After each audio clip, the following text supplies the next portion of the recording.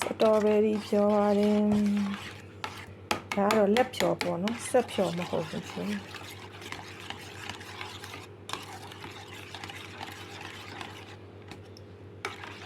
ဆိုတော့ရတော့ကိုနည်းနည်းရေးရနည်းနည်းပဲထည့်ရင်းနည်းနည်းပဲတစ်တစ်ပဲတောက်ချင်စတော်ဘယ်ရီဖြောရေးတောက်ပါအောင်ရှင်ဒီနေ့တော့ဖြောပါပြီ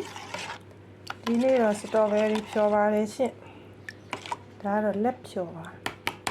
အဖက်ကလေးတွေနဲ့စတော်ဘယ်ရီဖြောဒီလောက်ဟုတ်နိုးစီများပါပြီးချိုးတယ်အရင်ချိုးသွားတယ်လို့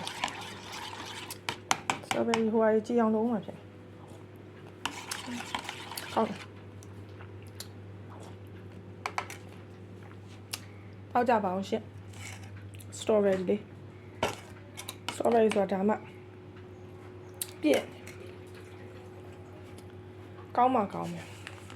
တောက်ကြပါအောင်ရှင်